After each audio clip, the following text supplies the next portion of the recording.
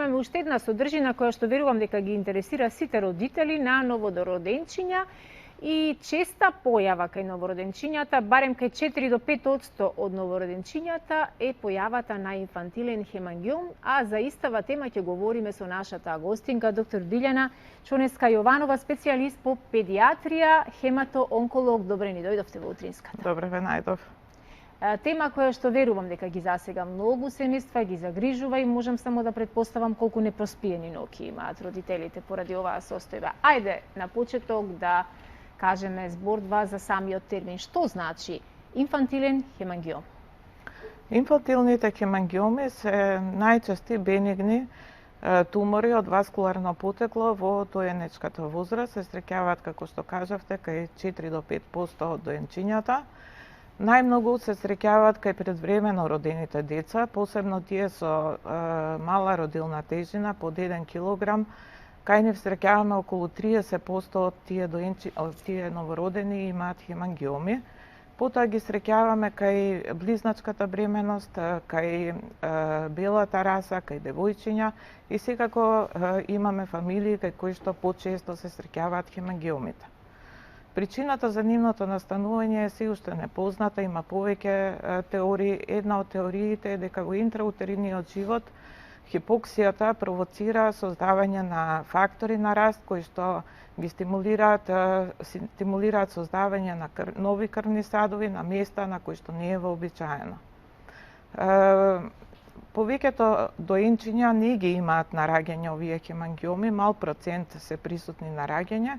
Обично се јавуваат во првите неколку дена по раѓање, кога започнува и нивниот интензивен раст. Растот на хемангиомите е најинтензивен во првите 3 месеци, завршува некаде околу 5-тиот месец, меѓутоа кај одреден процент од доенчињата може да трае до првата година. Како изгледаат хемангиомите? Во зависност од локализацијата, односно дали ја зафаќаат кожата или го зафаќаат и подкожното ткиво, може да бидат површински или ние ги нарекуваме капиларни хемангиоми и тие имаат јарка црвена боја. Дури англискиот назив е strawberry хемангиома, бидејќи личат како јаготка. Потоа може го зафатат подкожното ткиво и тогаш имаат цинкава пребоеност и тие ги викаме кавернозни хемангиоми и може да бидат комбинирани, значи капиларно-кавернозни хемангиоми кога ја зафаќаат и кожата и подкожното ткиво. И секако хемангиомите може да бидат локализирани и во внатрешните органи, најчесто во црниот дроб, во мозокот, слезинката, тенките црева и така натаму. Така, што е она што најпрво треба да направат родителите кога ќе забележат некоја таква состојба и што е она што никако не би смееле да го прават? Прво, најбитно е спрема Американската академија за педиатри, препораките се уште во првиот месец, значи на крајот на првиот месец да се јават кај лекар искусен кој што има искуство со работа со хемангиоми. И секако на своја рака не треба да преземаат да мачкаат различни креми, масти кои што не им ги препорачал лекар. Многу е битно да разликуваме дали тој хемангиом има потреба да се започне терапија или нема потреба да се започне терапија, бидејќи најголемиот број од хемангиомите се безразгледни и спонтано поминуваат. Меѓутоа, околу 15% од хемангиомите имаат потреба за терапија. Во таа група спаѓаат хемангиоми кои што пореметуваат некаква функција во организмот, што се локализирани на окото, устата, носот, увото, внатрешните органи секако. Потоа има хемангиоми кои што зафаќаат големи делови од телото, да речеме целата рака може да биде во хемангиом, ногата, целото лице. Во тој случај, при повлекување на хемангиомите, ако не се вклучи терапија, може да доведе до трајни деформитети, кои што секако може да доведат и до психички проблеми кај детето, чисто естетски проблем. И третата група се хемангиоми кои што улцерираат, односно може да се појават ранички на хемангиомите, кои што може да се инфицираат, да влезат бактерии во организмот и кои што може да доведат до крварење, болка и така натаму. Така. Од она што јас ве следев со внимание, некако како да констатирав дека тоа се само видливи, површински израстоци кои што најчесто не рефлектираат болка. Нема, значи малото Да, во човече, принцип малото не ги бебе боли. нема болка за да можеме ние да го забележиме по нивното плачење, по нивните реакции или според некоја друга состојба која е поинаква кога е бебето спокојно и кога ништо не го мачи. Што ако, да речеме, тоа е на некоја површина на кожата на телото каде што не може лесно да го забележиме веднаш на почетокот кога тоа ќе се појави? Не може да не се забележи, освен ако се некои ептен ситни точки, во главном тоа се видливи промени на кожата, така да родителите секако го забележуваат Ги тоа. бањаат, ги пресоблекуваат по 100 да. пати во денот и веројатно да. Кои се најчестите дилеми на мајките, на татковците, еве подеднакво се сите засегнати? И најчестите прашања поврзани со оваа проблематика? Па најголемите дилеми се дали има потреба да се почне терапија и дали терапијата ќе делува, дали терапијата ќе има некакви нус ефекти, односно несакани ефекти и какви се долготрајните несакани ефекти од терапијата. Каков е третманот и во што се состои таа терапија, еве конкретно за инфантилниот хемангиом? Третманот во главном е резервиран за комплицираните хемангиоми, тие што ги набројав претходно. Меѓутоа, можно е и малите хемангиоми да се третираат со пропранолол гел, кој што се аплицира локално, значи на хемангиома. Комплицираните хемангиоми се дава системска терапија, тоа е бета-блокатор, пропранолол, сируп.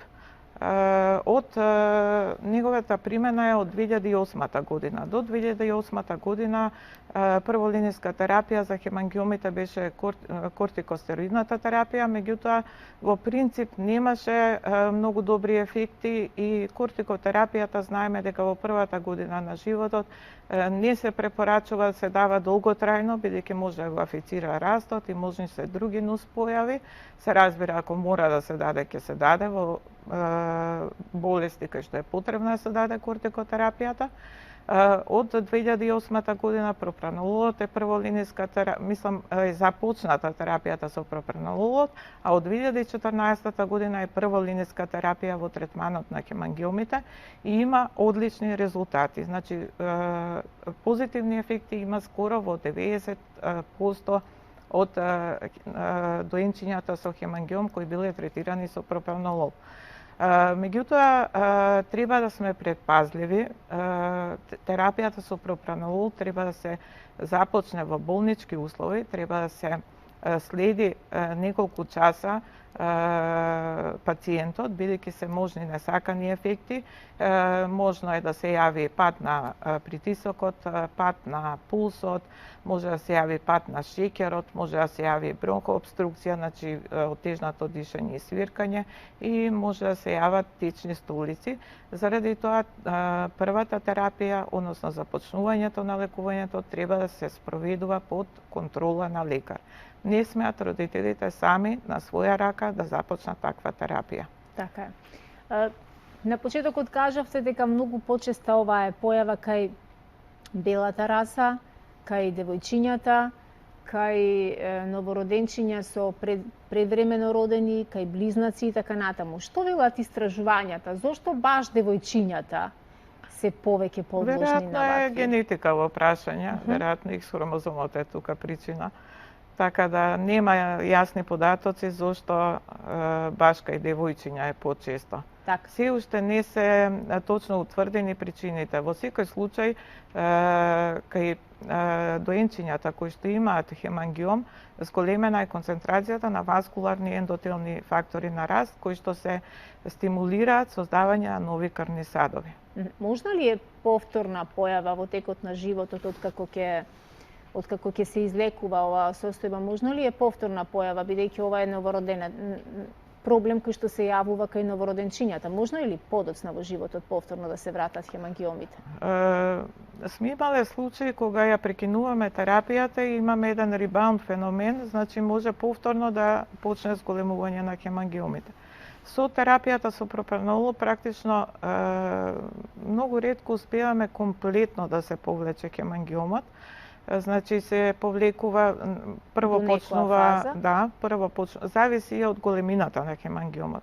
Помалите хемангиоми многу побрзо се повлекуваат, меѓутоа секогаш останува едно црвенило во таа регија, проширени крвни садови, така да понатаму во животот ќе биде потребна една хируршка корекција или корекција со лазер.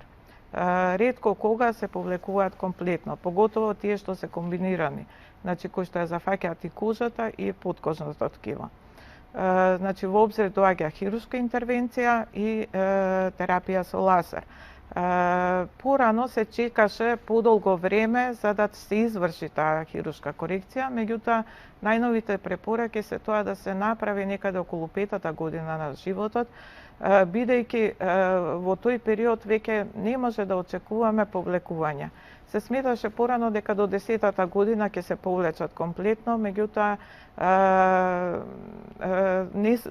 новите студии покажуваат дека 5-та година е таа кога практично завршува оној инволутивен период на хемангиомите и некои лекари препорачуваат во тој период да се направи хируршката корекција како би се избегнала, поготово ако хемангиомот се наоѓа на откриени делови на телото, поготово на лицето, да се избегне стигматизација на детето во училиште и можни психички проблеми понатаму ради изгледот практично, ради да се направи една естетска корекција. Непријатна особина која и психички делува секако на детето, бидејќи треба да знае да се износи со таа состојба без да доживее одредена фрустрација. Споменавте да кој е неоткриена површина, но и доаѓа летен период кога многу деца се на летен одмор, на плажа, дали да речеме се смее да се сонча таа регија или местото каде што се појавил хемангиомот, дали е штетно сонцето?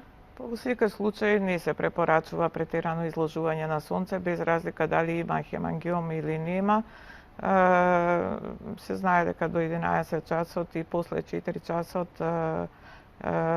се препорачува децата да се изложуваат на сонце.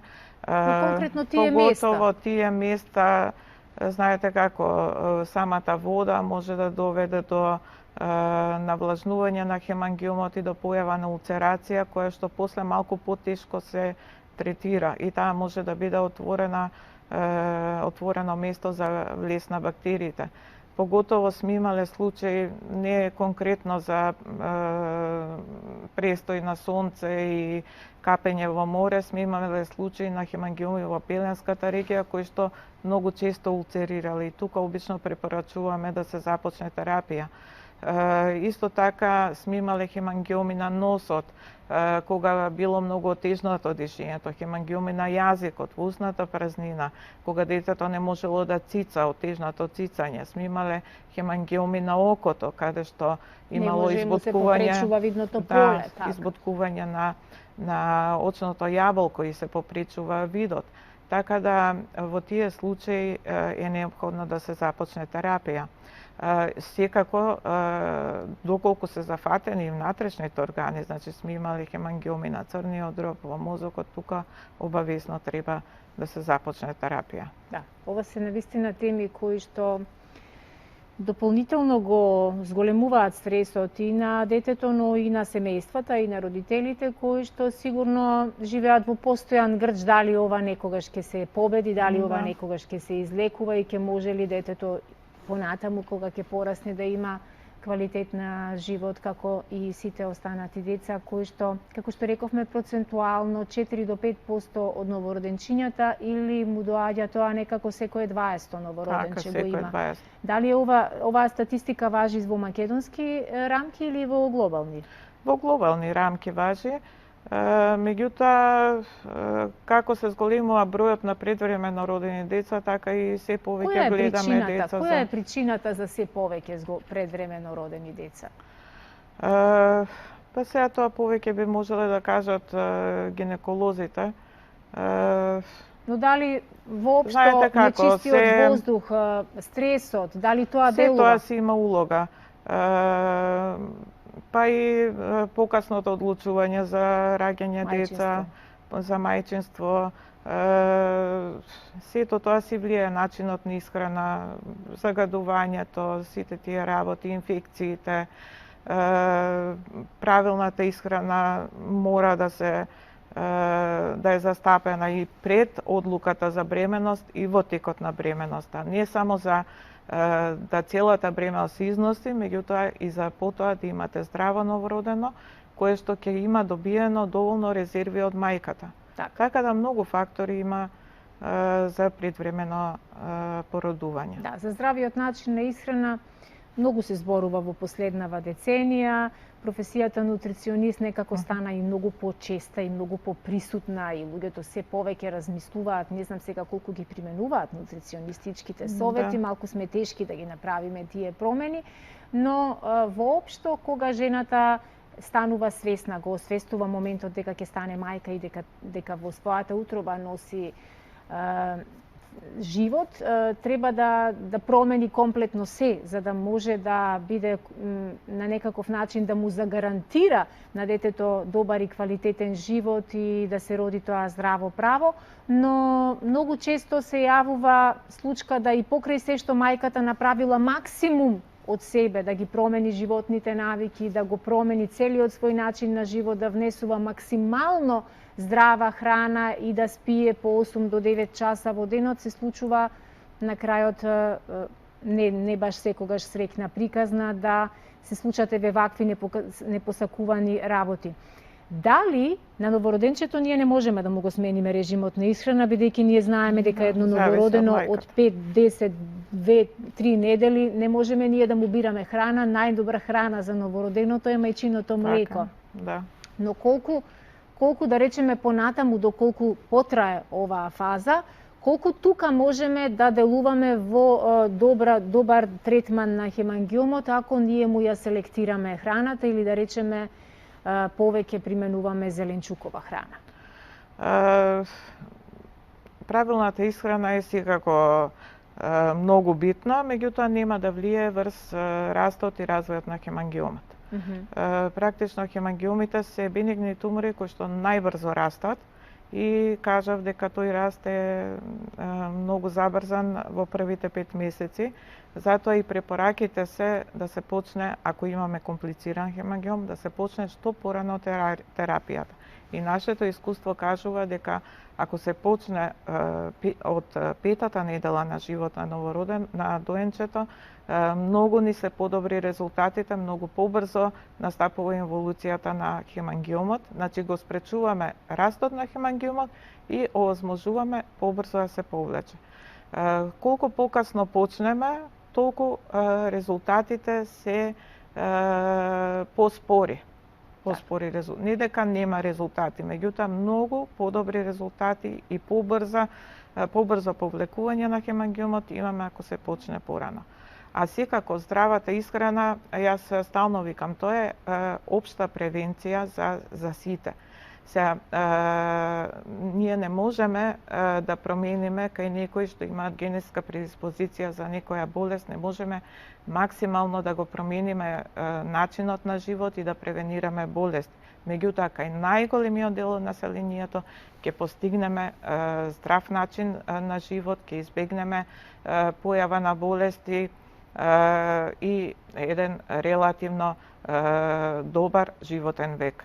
Така да мора да внимаваме, поготово мајките и уште пред да планираат бременост и во текот на бременоста мора да се придржуваат на начинот на здравиот начин на исхрана, а секако и во првите месеци кога ги дојат своите деца. Така, добриот животен стил, негувањето на истиот треба да отпочне од многу порано пред да се остварува мајчинството, за да се загарантираме колку толку добра иднина на нашите деца. Ви благодарам многу што бевте наша денешна гостинка и што проговоривме навистина на оваа многу осетлива за некои родители можеби и болна тема, но ја даваме нашата силна поддршка за тоа дека современата медицина има решение за надминување и на овие проблеми кои што навистина може да бидат многу загрижувачки во почетокот на животот на новороденчето. Тука нека да ги потрошуваме и последните секунди на денешнава утринска програма. Верувам дека ќе останете и на оваа фреквенција и по завршувањето на емисијата, бидејќи следуваат првите големи вести. За денеска ви посакувам убав ден и се разбира убав предстоен, како што ни најавија, сончев викенд. Довидување.